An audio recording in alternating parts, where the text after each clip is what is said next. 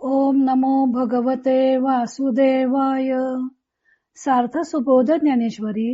लेखन व वाचन सौ मनीषा भास्कर अभ्यंकर, महाराष्ट्र, मिरज 416410. अध्याय 5. कर्मसन्यास योग.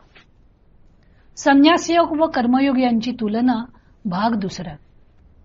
गीतेचा श्लोक 4 आणि ओव्या आहेत 26 ते 28. मागच्या श्लोकात भगवंतांनी कर्मयोगी मनुष्याची 4 लक्षणं सांगितली होती. या श्लोकात त्याचे आणखी एक वैशिष्ट्य सांगितलेले.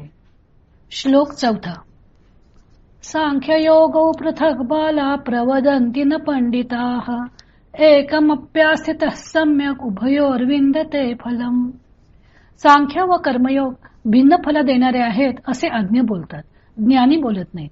सांख्य व कर्मयोग यापैकी एकाचे जरी अनुष्ठान केले तरी करणाऱ्याला दोहोंचेही फल जो मोक्ष तो प्राप्त होतो.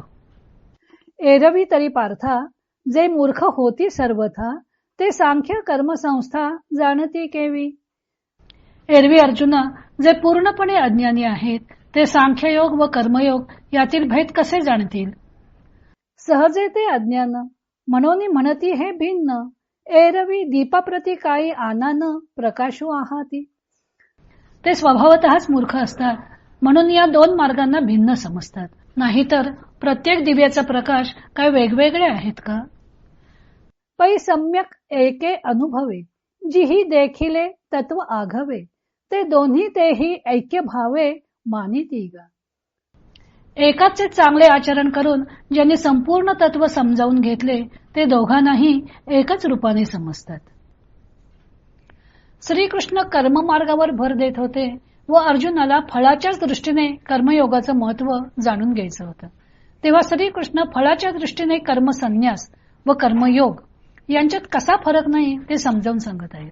शिवाय कर्ममार्गाचा दुहेरी उपयोग होत असल्यामुळे तो मार्ग कर्मसन्यासापेक्षा कसा श्रेष्ठ आहे तेही अर्जुनाला सांगत आहेत.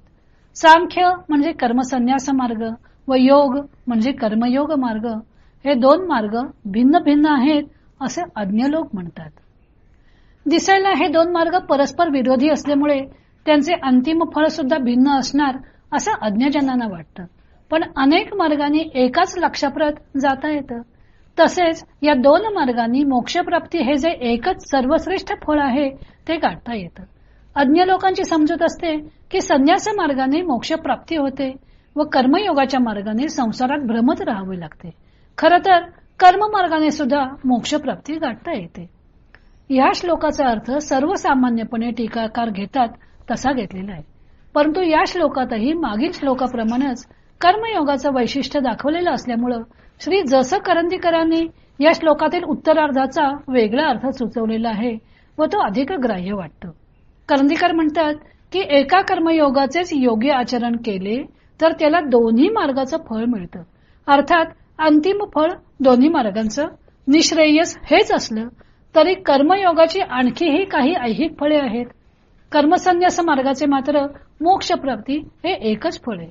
कर्मयोगाने मात्र पारलौकिक फळ प्राप्त करून घेता घेता लोकसंग्रहादी ऐहिकाची पण प्राप्ती होते. कर्मयोगाचा हा दुहेरी उपयोग आहे.